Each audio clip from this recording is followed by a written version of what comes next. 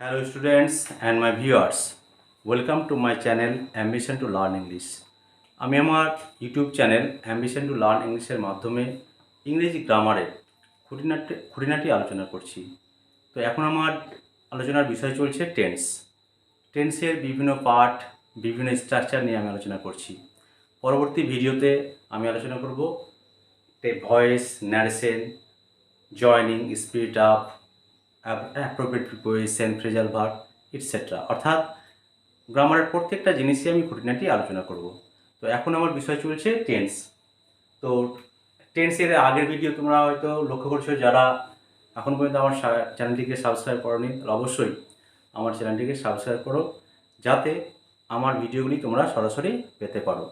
তো আজকের বিষয় হচ্ছে negative and interrogative sentence future perfect tense, অর্থাৎ টেন্সের নেগেটিভ, অ্যাফার্মেটিভ, নেগেটিভ, ইন্টারোগেটিভ এই নিয়ে আলোচনা চলছে। কারণ প্রত্যেকটা সেন্টেন্সে, প্রত্যেকটা টেন্সের যে স্ট্রাকচার, প্রত্যেকটা টেন্সের চারটি করে ভাগ রয়েছে অ্যাকর্ডিং টু সেন্টেন্স অনুসারে চারটি: অ্যাফার্মেটিভ, নেগেটিভ, ইন্টারোগেটিভ। অর্থাৎ আমাদেরকে কোনো কিছু বলতে হলে, স্পোকেন করতে হলে বা লিখতে হলে এই টেন্সগুলি অর্থাৎ এই সেন্টেন্সগুলি ইউজ করতে হয়। সেই কারণে অবশ্যই আমাদের শুধু টেন্স জানলেই হবে না, টেন্সের অন্যান্য সেন্টেন্সগুলো অ্যাফার্মেটিভ, নেগেটিভ, ইন্টারোগেটিভ এইসব নিয়মগুলো অবশ্যই জেনে রাখা উচিত। তো আজকে আমি বিষয় ফিউচার পারফেক্ট টেন্সের negative and interrogative sentence, future perfect টেন্সের নেগেটিভ অ্যান্ড ইন্টারোগেটিভ সেন্টেন্সের আলোচনা হবে। তো ফিউচার পারফেক্ট টেন্সের নেগেটিভ আর ইন্টারোগেটিভ আলোচনা করতে হলে প্রথমে আমরা চলে যাব স্ট্রাকচার, অর্থাৎ প্রত্যেকটা সেন্টেন্সের আমাদের স্ট্রাকচার মনে রাখতে হবে। স্ট্রাকচার যদি মনে না থাকে তাহলে অবশ্যই আমরা কী করবো, ঠিকভাবে আমরা বলতে পারবো না, ঠিকভাবে লিখতেও পারবো না। তো ফিউচার পারফেক্ট টেন্সের স্ট্রাকচার অ্যাফার্মেটিভ হলো, প্রথমে আমরা জানি সাবজেক্ট বসাতে হয়, তারপরে বসাতে হয় শ্যাল অথবা উইল। শ্যাল অথবা উইল এই অক্সিলারি ভার্বে বসে যায়। এবার কি বলা হয়েছে, পারফেক্ট, মানে পারফেক্ট টেন্স মানে আমরা জানি হ্যাভ ভার্বের এখানে ব্যবহার থাকবে, অর্থাৎ এখানে বসবে হ্যাভ। তারপরে ভার্বের থার্ড ফর্মটা বসে, অর্থাৎ পাস্ট পার্টিসিপল বসতে হয়। পারফেক্ট টেন্স মানে পাস্ট পার্টিসিপল মনে রাখতে হবে, থার্ড ফর্ম। তারপরে বসে যাবে অবজেক্ট, সবশেষে ফুল স্টপ। এই হলো ফিউচার পারফেক্ট টেন্সের নেগেটিভ অ্যান্ড ইন্টারোগেটিভ সেন্টেন্সের, অ্যাফার্মেটিভ সেন্টেন্সের স্ট্রাকচার।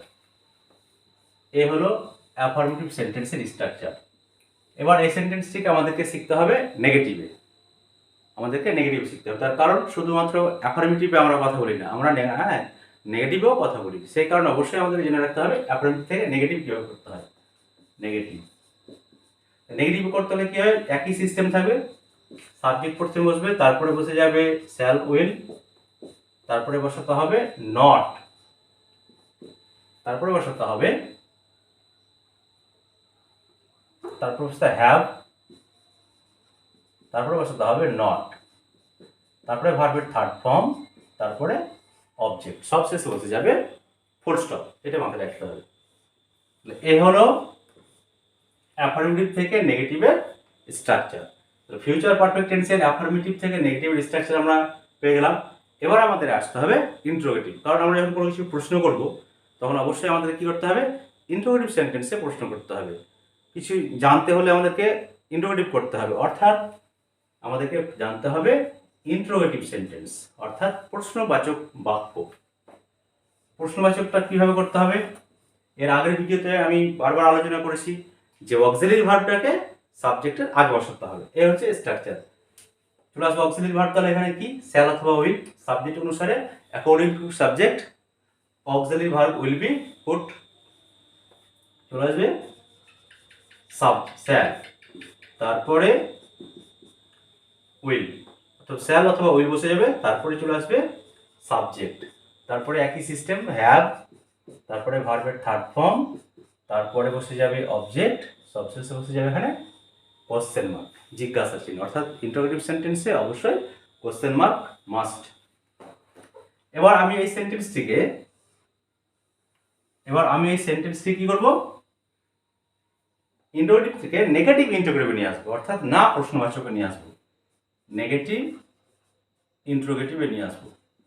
নেগেটিভ ইন্টারোগেটিভ নিয়ে আসতে হলে কি করতে হবে, শ্যাল উইল যেমন আছে তেমনই থেকে যাবে, শ্যাল উইল যা আছে সেই রকম বসে যাবে, তারপর বসাতে হবে সাবজেক্ট, তারপর বসাতে হবে হ্যাভ, তারপর বসাতে হবে নট, তারপরে ভার্বের থার্ড ফর্ম, তারপরে অবজেক্ট, সবশেষে কোশ্চেন মার্ক, সবশেষে বসে যাবে জিজ্ঞাসা চিহ্ন।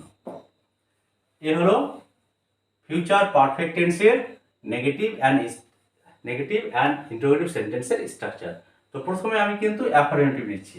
অ্যাফার্মেটিভ নেওয়ার একটাই উদ্দেশ্য, যাতে বাকি সেন্টেন্সগুলো তোমাদের বুঝতে সুবিধা হয়, নেগেটিভ ইন্টারোগেটিভ সেন্টেন্সগুলো যাতে বুঝতে সুবিধা হয়, সেই কারণে অ্যাফার্মেটিভ সেন্টেন্সটি নেওয়া। কারণ অ্যাফার্মেটিভ সেন্টেন্সে টেন্স এর আগে আমি আলোচনা করেছি আগের ভিডিওতে। এ হলো ফিউচার পারফেক্ট টেন্সের 4টি স্ট্রাকচার, অ্যাফার্মেটিভ, নেগেটিভ, ইন্টারোগেটিভ। এবার প্রত্যেকটা স্ট্রাকচারের জন্য আমি একটি করে এক্সাম্পল দেবো। প্রথমে আমি চলে আসবো অ্যাফার্মেটিভে। অ্যাফার্মেটিভ অর্থাৎ হ্যাঁ বাচক।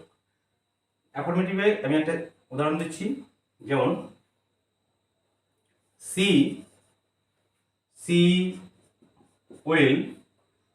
Will have danced on the stage.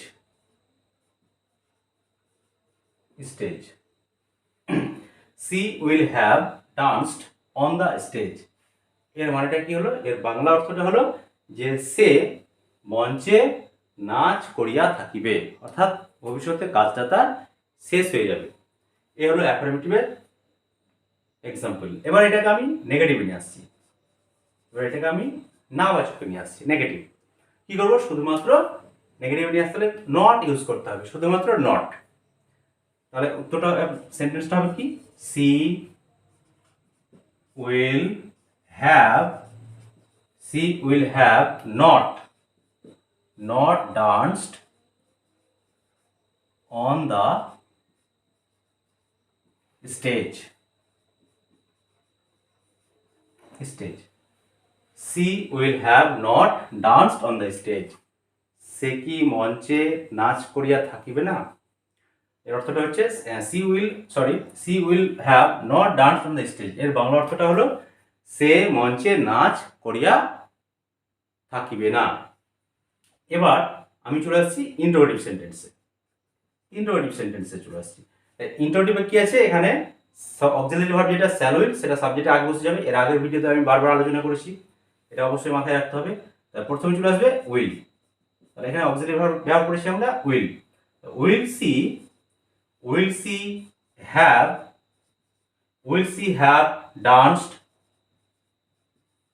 danced on the stage, শেষে question mark. Will she have danced on the stage, সে কি মঞ্চে নাচ করিয়া থাকিবে। এবার এই সেন্টেন্সটিকে আমি নেগেটিভ ইন্টারোগেটিভে নিয়ে আসছি, তাহলে নেগেটিভ ইন্টারোগেটিভে কি হবে, একই সিস্টেম, অক্সিলারি ভার্ব উইল সেটা থেকে যাবে, উইল সি হ্যাভ, এবার এখানে যোগ হয়ে যাবে not, will she have not danced on the stage, শেষে কোশ্চেন মার্ক। তাহলে এই হলো ফিউচার পারফেক্ট টেন্সের নেগেটিভ অ্যান্ড ইন্টারোগেটিভ সেন্টেন্সের 4টি স্ট্রাকচার ও তার 4টি এক্সাম্পল দিলাম। তাহলে অর্থটা বুঝতে পারলাম আমরা। She will have danced on the stage, সেটাকে নেগেটিভ করতে হলে কি করতে হবে, she will have not danced on the stage. ওইটাকে যদি আমরা ইন্টারোগেটিভ নিয়ে আসি তাহলে করতে হবে কি, will she have danced on the stage। যদি এটাকে আবার নেগেটিভ ইন্টারোগেটিভ নিয়ে আসি তাহলে করতে হবে কি, will she have not danced on the stage। তাহলে এই হলো আজকের সাবজেক্ট, ফিউচার পারফেক্ট টেন্সের negative and interrogative sentence. So students, I hope you all understood the structure and example. তো যদি আমার এই ভিডিওটি তোমাদের ভালো লেগে থাকে তো অবশ্যই আমার এই চ্যানেলটিকে সাবস্ক্রাইব ও শেয়ার করতে ভুলবে না।